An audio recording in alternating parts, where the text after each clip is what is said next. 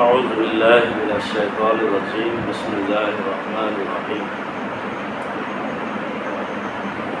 ولقد أرسلنا رسولا من قبلك منهم من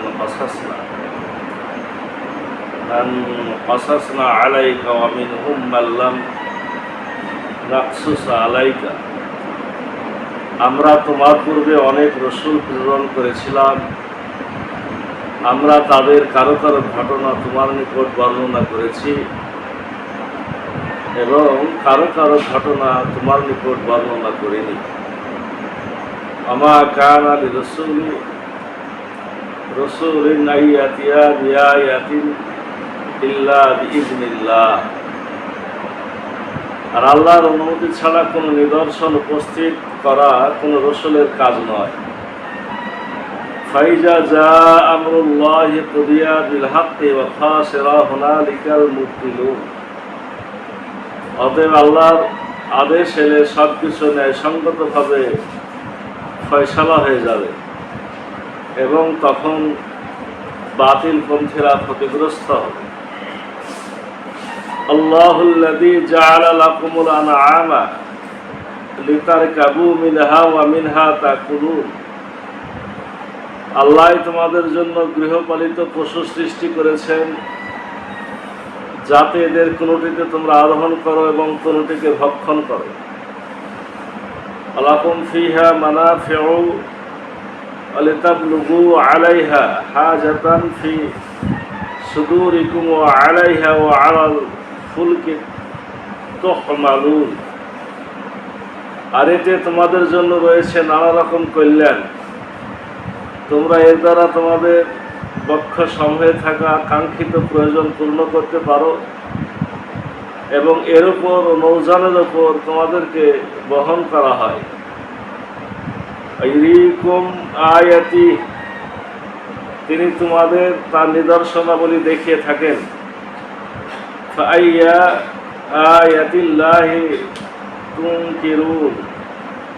সুতরাং তোমরা আল্লাহর কোন কোন নিদর্শনকে অস্বীকার করবে? আফালাম ইয়াসিরু ফিল আরদি ফায়ানজুরু কাইফা কানা আকিবাতুল লাযিনা মিন ক্বাবলিহিম।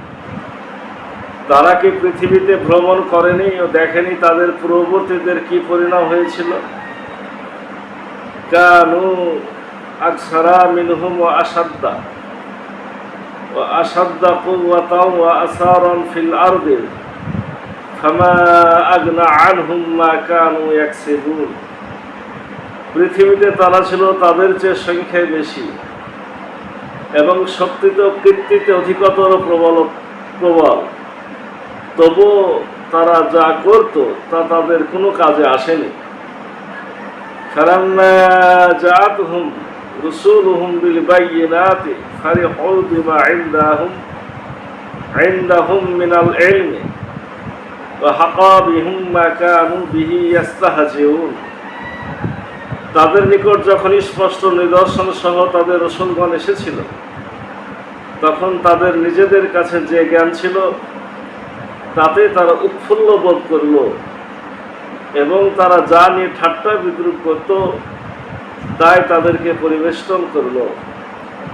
ফালাম্মা রাআউ বা'সানা ক্বালু আমান্না বিল্লাহি ওয়াহদাহু ওয়া কাফারনা বিমা কুননা বিহি মুশরিকিন। অতঃপর যখন আমাদের শাস্তি প্রত্যক্ষ করল তখন তারা বলল, আমরা এক আল্লাহতে ঈমান আনলাম এবং আমরা তার সাথে যাদেরকে শরীক করতাম তাদেরকে প্রত্যাখ্যান করলাম। ফালাম ইয়াকু ইয়ানফাউহুম ঈমানুহুম লাম্মা রাআউ বা'সানা। তারা যখন আমাদের শাস্তি প্রত্যক্ষ করল তখন তাদের ঈমান তাদের কোনো উপকারে এলো না। সুন্নাতাল্লাহিল্লাতী ক্বাদ খালাত ফী ইবাদিহি। আল্লাহর এই বিধান পূর্ব থেকে তার বান্দাদের মধ্যে চলে আসছে। আখাসিরা হুনালিকাল কাফিরুন।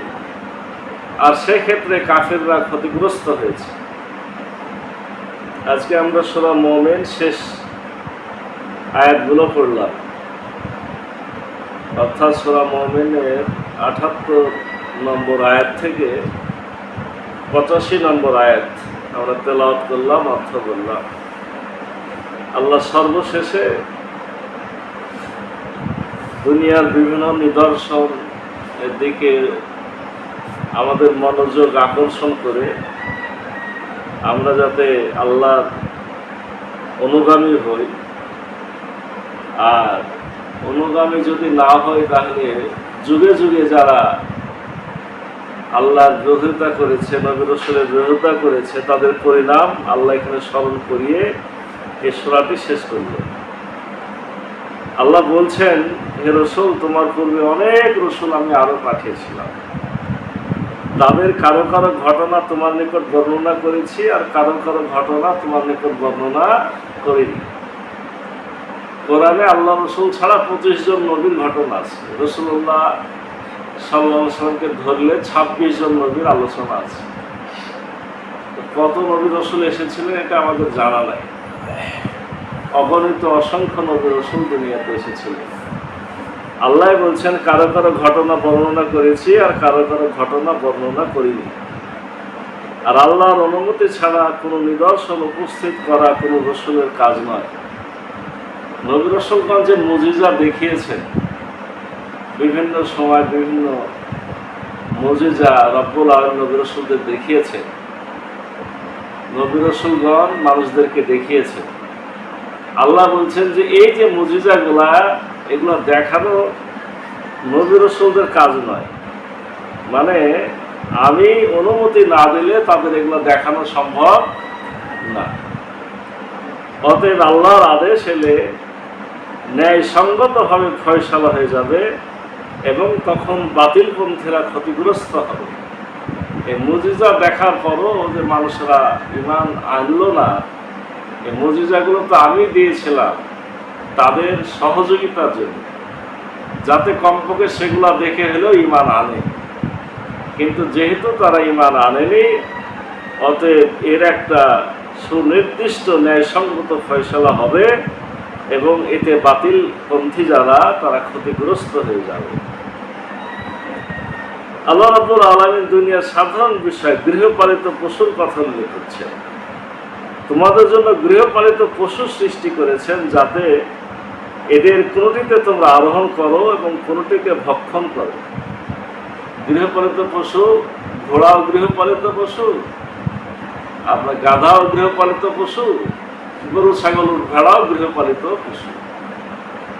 মানুষেরা গাধাতে ঘোড়াতে চড়ে আর অন্যান্য গোলা তারা খাদ্য হিসেবে ভক্ষণ করে। আল্লাহ বলছেন, এতেও তোমাদের জন্য রয়েছে নিদর্শন, এতে রয়েছে তোমাদের জন্য কল্যাণ। তোমরা এর দ্বারা তোমাদের বক্ষ সমূহে থাকা প্রয়োজন পূর্ণ করতে পারো। শুধু চড়ো আর খাও বিষয়টা তো এরকম না। তোমাদের মনের মধ্যে আরো অনেক আশা আকাঙ্ক্ষা কল্পনা থাকে, এগুলা দিয়ে পূরণ করা হয়। অর্থাৎ কেউ তোমরা এটাকে লালন পালন করে, এটাকে পুঁজি হিসেবে ব্যবসা বাণিজ্যের মতো বিক্রি করে, এটাকে অনেক আয় ইনকাম করে সেটাকে তোমরা ভালো ভালো কাজ করো। বিয়ে শাদী, ভোজ অনুষ্ঠান, এগুলা দিয়েই ব্যবহার করা হয়। আল্লাহ বলছেন, তোমাদের অনেক প্রয়োজন এই পশু পাখিগুলা পূরণ করে এবং এর উপর ও নৌযানের উপর তোমাদেরকে বহন করা হয়। তোমরা পশুর উপরও যেমন ভ্রমণ করো, পশুগুলা যেমন তোমাদের বহন করে, আবার নদী সাগরের মধ্যে নৌযানগুলো তোমাদেরকে বহন করে। আল্লাহ বলছেন, তিনি তোমাদের তার নিদর্শনাবলী দেখিয়ে থাকেন, সুতরাং তোমরা আল্লাহর কোন কোন নিদর্শনকে অস্বীকার করবে? এগুলোর মধ্যেও চিন্তাশীলদের জন্য নিদর্শন আছে। আর আল্লাহ বলছেন, তোমরা আল্লাহর কোন কোন নিদর্শনকে অস্বীকার করবে? আল্লাহ বলছেন, তারা কি পৃথিবীতে ভ্রমণ করেনি ও দেখেনি তাদের পূর্ববর্তীদের পরিণাম কি হয়েছিল? পৃথিবীতে তারা ছিল তাদের চেয়ে সংখ্যায় বেশি এবং শক্তিতে ও কীর্তিতে অধিকতর প্রবল। আল্লাহ রাব্বুল আলামিন মক্কার কাফের মুশরিকদেরকে উদ্দেশ্য করে বলছেন, তারা কি জমিনে ভ্রমণ করে না? তারা দেখে না আগের জাতির লোক যারা ইসলাম, ঈমান, নবী রাসূলদেরকে মানেনি, তাদের অবস্থাটা কি হয়েছিল? তারা সংখ্যায় ছিল বেশি আবার শক্তিতে ও কীর্তিতেও ছিল প্রবল। যেমন ধরেন ফেরাউনের সৈন্য বাহিনী ছিল 10 লক্ষের উপরে। সে সময় সৈন্য 10 লক্ষ মানে কি গোটা বিশ্ব শাসন করত। তো আল্লাহ বুঝাতে চাচ্ছেন যে তোমাদের সংখ্যা কি 10 লক্ষ? হে মক্কার কাফেররা, তোমাদের সৈন্য কয়টা? আল্লাহ রসুলকে যখন আপনার সর্বশেষ তাদের বাহিনী মদিনা ঘেরাও করলো, এটা ছিল আপনার আহজাবের যুদ্ধ। তখন গোটা আরবের লোক সৈন্য এক জায়গাতে হয়ে তাদের সৈন্য সংখ্যা হয়েছিল সর্বোচ্চ 10,000। এটা হলো মক্কার লোকদের সৈন্য। আর ফেরাউনের সৈন্যের সংখ্যা ছিল 10 লক্ষ। আল্লাহ বলছেন তারা শক্তিতে তোমাদের থেকে বেশি, কীর্তিতেও তোমাদের থেকে বেশি। কীর্তি মানে এই মনে করেন যে আদ জাতি, সামুদ জাতি, তারা যে বিশাল বিশাল অট্টালিকা নির্মাণ করেছে, মক্কার লোকেরা তো তাও পারে। আল্লাহ বলছেন যে তারাই যখন ধ্বংস হয়েছে তখন তাদের পরিণাম দেখে তোমাদের কি করা উচিত? চিন্তা করা উচিত। তবুও তারা যা করত তা তাদের কোনো কাজে আসেনি। অনেক সৈন্য, অনেক সম্পদ, অনেক বড় বড় বিল্ডিং, কোনোই কাজে আসেনি যখন আল্লাহর আযাব গজব চলে এসেছে। আল্লাহ বলছেন তাদের নিকট যখন স্পষ্ট নিদর্শন সহ তাদের রসুলগণ এসেছিল তখন তাদের নিজেদের কাছে যে জ্ঞান ছিল তাতেই তারা উৎফুল্ল বোধ করল এবং তারা যা নিয়ে ঠাট্টা বিদ্রুপ করত তাই তাদেরকে পরিবেষ্টন করল। এটা আমাদের অভ্যাস।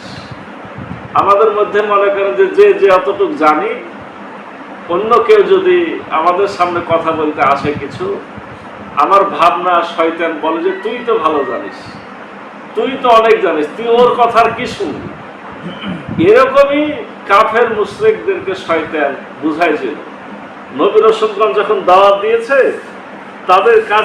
তাদের কাছে পূর্বের যে জ্ঞান ছিল উল্টা পাল্টা মিথ্যা ভুল জ্ঞান, ওটাতেই তারা সন্তুষ্ট থেকেছে, নবী রাসূলকে গ্রহণ করেনি। এবং তারা যা নিয়ে ঠাট্টা বিদ্রুপ করেছে তাই তাদেরকে পরিবেষ্টন করেছে। মক্কার কাফের মুশরিকরা মূলত আখিরাত কিয়ামতটা মানত না। আল্লাহ তাই বলছেন যে যারা ওই বিষয়গুলো নিয়ে ঠাট্টা বিদ্রুপ করেছে তারা ওটার মধ্যেই পরিবেষ্টিত হয়েছে এবং হবে। অতঃপর তারা যখন আমাদের শাস্তি প্রত্যক্ষ করলো তখন তারা বলল আমরা এক আল্লাহতে ঈমান আনলাম এবং আমরা তার সাথে যাদেরকে শরীক করতাম তাদেরকে প্রত্যাখ্যান করলাম। আল্লাহ কিন্তু একটা খুব গুরুত্বপূর্ণ কথা, যেগুলো আমরা জানি না, আমাদের কাছে প্রমাণ নাই, কিন্তু আল্লাহ বলে ফেলল। সেটা কি? যখনই কোনো জাতি একেবারে আযাব গজবে ধ্বংস হয়, গজব যখন চলে আসে তখন তারা ঈমান আনে এবং বলে যে আমরা আর কাউকে শরীক করি না আল্লাহর সাথে।